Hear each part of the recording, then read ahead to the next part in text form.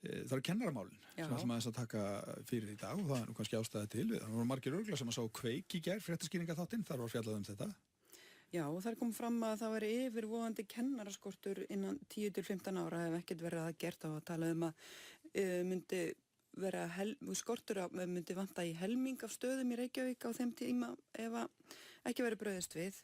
Ástæðan var sögð vera fyrst og fremst dvínandi aðsókn í kennaranám og eftir að námi var lengt í 5 ár.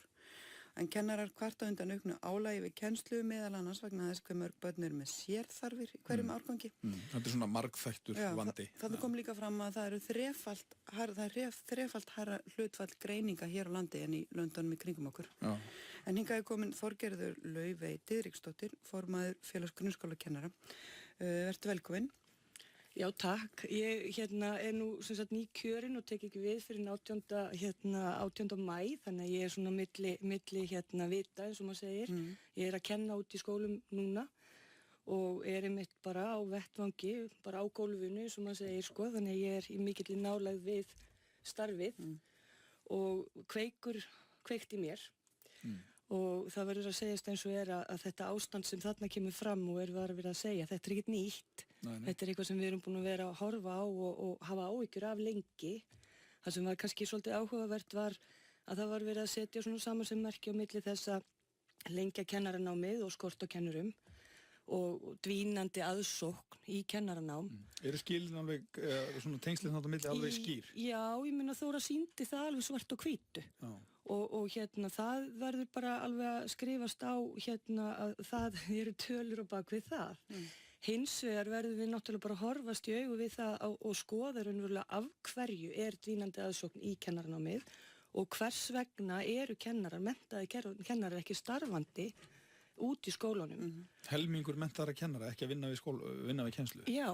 Þannig að það er í raun og veru ekki kennaraskortur, þeir eru bara í störfum annars staðar? Þeir eru bara í störfum annars staðar og það er náttúrulega auðvitað er skortur.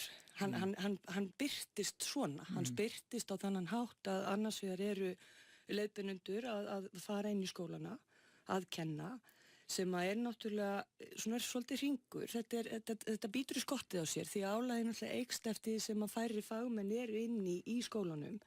En staðreyndin er svo að menntaðir kennarar hafa ekki verið að koma til starfa eða komið til starfa og farið til þess að sækja sér betur launuð störf.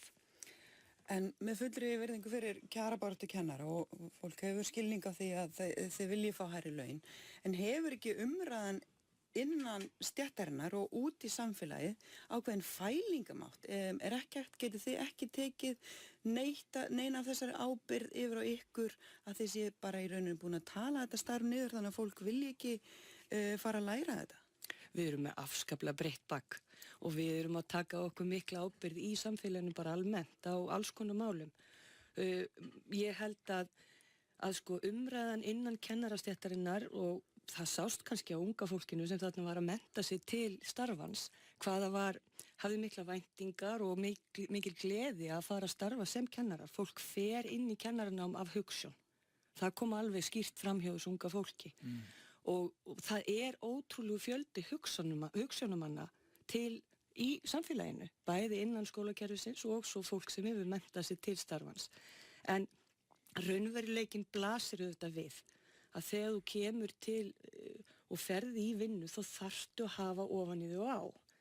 Og það getur vel verið að eitthvað í málflutningi okkar hafi gert að verkum að ungt fólk sækja ekki í kennarastarfið eða kennaramenntununa.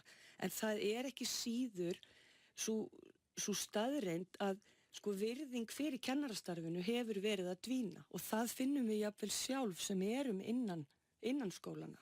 Að það er stöðugt verið að setja ábyrgðina yfir á okkur á alls konar málum sem að er kannski ekki í okkar höndum almennt. Já, nú hafa sveitarfélögin svona sumhver talað það að þetta sé vandi sem að þau er erfitt með að ráða við og þetta er auðvitað stóra spurningin. Hvernig er hægt að leysa þetta?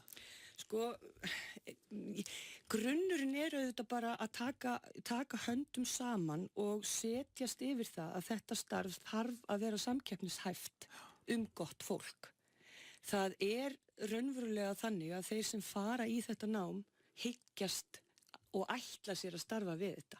Það er eitthvað annað sem að raunverulega gerist á leiðinni. Núna er svo komið að fáir fara inn í starfið, eða sem í námið, og það þarf auðvitað að skoða það, sérstaklega. Það getur verið á einhverjum hátt að samfélagsleg umræða kennarastarfi hafi orðið til þess að fáir sækjast til að fara í þetta. Ég eiginlega á ekki að svara því. Það er raunverulega þeir sem að bera ábyrgð á menntakerfinu með fjármagninu sem þurfa að svara þessari spurningu. En kennarar geta vonandi komið með einhverja vísbendingur það hvað betur megi fara í starfinu? Já. Til þess að gera það meira aðlaðandi? Já, og ég held að við séum öll að vilja gerða, setjast yfir það og sjá hvernig hægt er að vinna þetta starf betur og hvað það er sem að gera það verkum og við getum betur sinnt því hlutverki sem okkur er ætlað. Ég held að við séum alveg þar og við höfum sýnt það margsinnis. En að varpa boltanum til okkar með því að vera með hugmyndafræði það að stytta námið eða vera með hugmyndir það að við eigum bara að vera jákvæð eða hvað sem því líður, það gengur ekki upp. Eitt af því sem kom fram í gær er að kennurum finnst álag að aukast svo mikið, bæði svona í samskipti við foreldra og líka varðandi börn með sérþarfir. Þannig kemur fram að við erum með 3-falt fleiri greiningar en löndin í kringum okkur. Og margir tala að skóli án aðgreiningar hafi mistekist. Hvað finnst kennurum, hvað finnst þér það? Ég get náttúrulega ekki talað fyrir hönd kennara almennt. Þetta er stórt mál og við erum að fjalla þetta, við tölum þetta og við erum að reyna að nálgast þetta á mjög eðlilegan hátt. Greiningar út af fyrir sig og við höfum svolítið rætt það að þær eru kannski bara fyrst og fremst pappír til þess að eiga einhvers konar aðgang að einhvers konar þjónustu eða viðbótar fjármagni. Þannig að við sinnum öllum nemendum. Kennararnir gera það, en það sem að hins vegar hefur orðið álagsþáttur í starfinu þegar það vantar fagfólk. Og það hefur kannski verið svona í gegnum tíðina að það er of algengt að ráðamenn og samfélagið haldi það að það geti einhvern veginn allir kennt. En það er ekki þannig, sérstaklega ekki í þessum fjölbreytileika sem við búum við og aukinni tækni og við erum með ótrúlega flókið verkefni sem að við getum svo sannarlega sinnt ef við fáum tækifæri til þess. En þá þurfum við líka að vera með fagmenn með okkur í því, sérfræðinga í kennslu og uppeldisfræði. Og er það ná að sinna öllum nemendum í bekk með mjög ólíka þarfir? Eða myndið þurfa meiri hjálp inn í bekkina? Ég held að hver einasti kennari leggjast á kottan og hugsa, gerði ég eiginlega vel. Það er svona eðli starfsins líka og við erum mjög svona kröfuhörð á okkur og við erum stöðugt að skoða hvernig getum gert betur.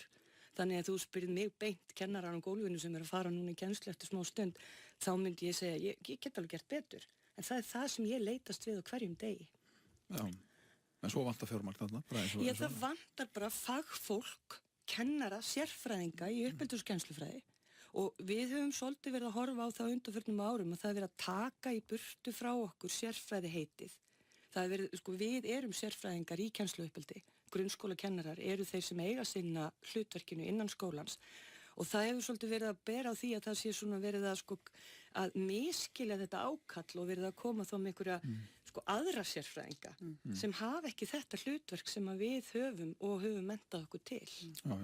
Það er áhugavert að heyra þetta á umræðunum þetta spinnst áfram. Hún náttúrulega tala þá Lilja Alfreðsdóttir að þetta sé nú stóra málið hennar á kjörtímabilinu, menntamálaráðherrann. Við þökkum þér fyrir að koma, Þorgerður Laufey sem tekur við sem formaður félags grunnskólakennara innan skamms. Starfsmaður á plani enn sem komið er. Algjörlega, takk fyrir. Hækka launin, það skiptir máli. Takk fyrir spjallið.